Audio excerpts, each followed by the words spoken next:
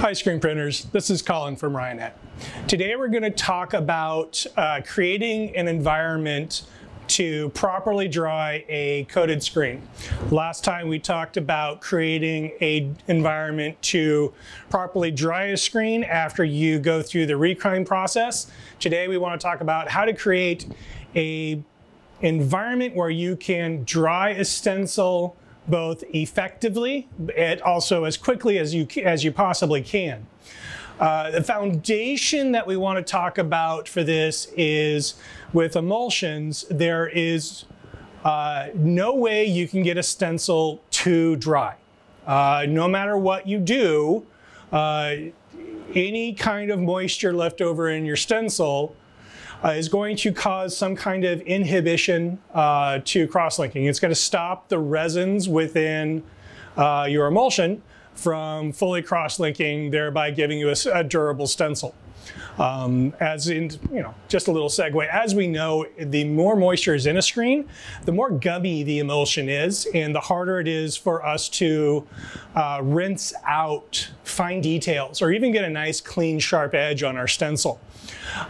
So, with that said, I'm going to show you within the space that I'm in right now, which is our darkroom here at Ryonet, ways to try and create a dark room-esque partition in which your screens will have air movement and dry air movement and get you the best stencil that you possibly can when you finally expose.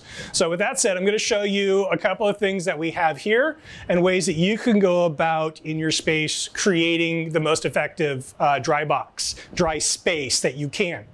So up here in the corner, we have these slats. These slats are actually the same as we have here on our screen rack.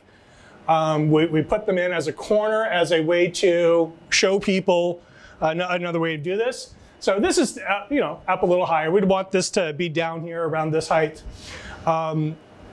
This is good use of space when you have a very small space. You can put this in the corner. You can erect a wall around it, or you can just hang up, plastic sheeting. There are plastic covers with zippers that you can get at Home Depot. There's tent-style boxes that you can pick up. All of them are going to be a good encasement to a space like this, or even just having a rack like the one that we have here.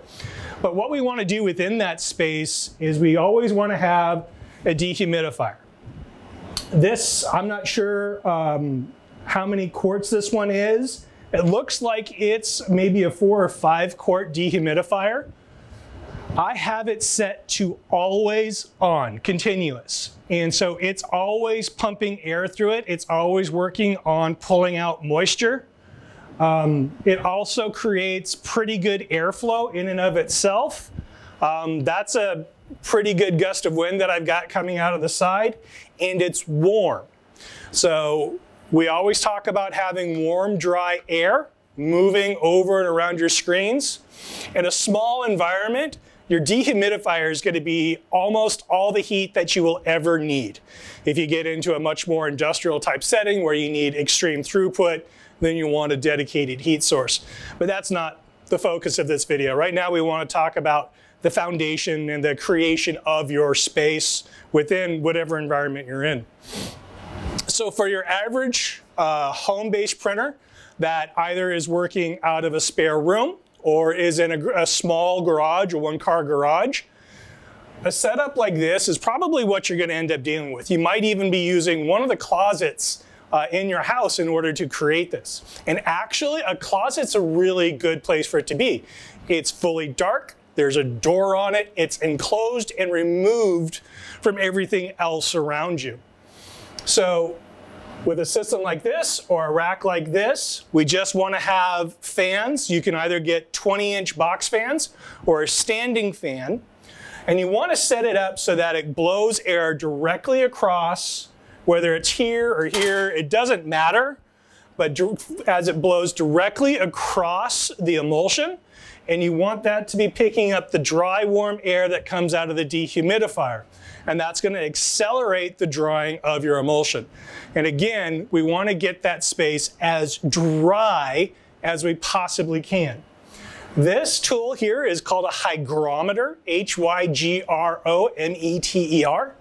You can pick these up at Home Depot, Lowe's, wherever. So this is at 32% humidity right now in my workspace, and you can see over here what the what the highs and lows have been for the last 24 hours, as well as the temperature. I have a hard time reading reverse here. 77 degrees, and you can see what the highs and lows have been over the last 24 hours. This is invaluable data. This lets you know what your workspace has been doing while you have been away from it, so you know how to better manage it. Currently, I'm sitting at 32% humidity, which is pretty good. Some of you may know already, if you're trying to just hit a general ballpark and you don't have full control over your space, you want to keep your moisture levels in your room between 30 and 40% moisture. And again, the lower you can get it, the better. I have a quick segue. I have a dry box here that we created that is self-contained, high volume air movement. I'm going to pull out the hygrometer that I have in here.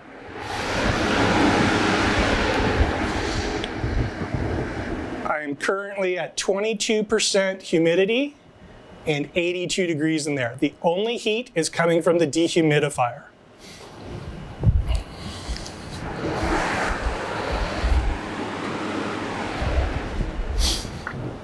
So getting as dry a compartment, a space, a building, whatever it is, as you can is very important. We cannot create a good, durable stencil without a dry stencil first. So with that said, we need to have an encasement or a dry space around everything that we're doing. We want fans, air, hot, dry air, warm, dry air. We also have the next step up from just having a rack and creating your own space. We have the Screen Room dryer in a box by Ryonet. It holds 20 screens, heated components, and you can set your temperature anywhere between 75 and 95 degrees. The one drawback to having a self-contained unit like that is that there's no dehumidifier in it, so it is dependent on the space around it. It is designed to create warm air, and that warm air will help with evaporation, but it does not pull moisture out of the air. We end up, if it's in a moist space, a high humidity space, it's just going to super saturate the air with moisture around it. And you don't get the dry stencil that you can. So that is a small drawback to having hot air blowing over screens compared to hot, dry air.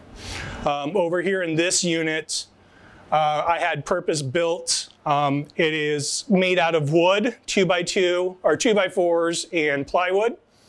I wanted a unit that was self-contained and could be as dry as humanly possible. So we can see that our humidity here is 32%.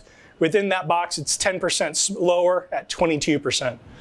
I know that whenever I pull a screen out of there, I don't have anything to worry about. It is dry, and I'm going to get the best edge definition out of my stencil as I can, given that my light source is optimal, which is going to be another video. So with that said, I say a lot of that, with that said. Yeah. Maybe I need to change some things I say. This is not so much entry level, but it is small space, small to moderate space.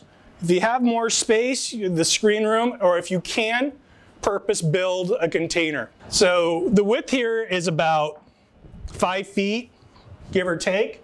It's obviously not big. I'm 6'2", so it's a little bit over my head. I'm going to open this up. And you can see in here that I have a rack. I have a couple of screens that I've been storing in here that are coated. They're all good to go. I have 2 sets of 20-inch box fans, blowing air directly over my screens. Over here, I have another dehumidifier, and I have the hygrometer to tell me what's going on within that space. Over here, on this side, I have kind of an empty chamber. Down here is the dehumidifier. And then right here, there is a box fan blowing air up. Everything right here is an empty chamber. And then it comes back down, cycles, and then gets blown over my screens this way. So it's a self-contained environment, warm, dry air. I have screens done very quickly in this manner. Some of us may know that there are tools on the market that will help us with measuring the moisture content within our emulsion. We do have those tools. However, they only measure certain kinds of emulsion. They don't measure everything. So they don't measure pure photopolymers, but they will measure SBQs. So it's difficult to buy a tool which in and of itself is expensive to confirm that you're doing the best you can. So we use the tools, the hygrometer, an understanding over time of what our stencils are really doing in order to maintain the driest environment and to create the best stencil that we can. Hopefully this has answered a lot of questions about the reasons why we want to have the driest environment possible for drying our coated screens. Hopefully it's also answered some questions about how you can create the best space for drying your screens. Dehumidifier, air movement, contained environment. There is no wrong way to do this, but there's always a good, better, best scenario for doing this. If you have any questions, please ask. We'll cover more about coating screens in our next video. We'll talk to you guys soon.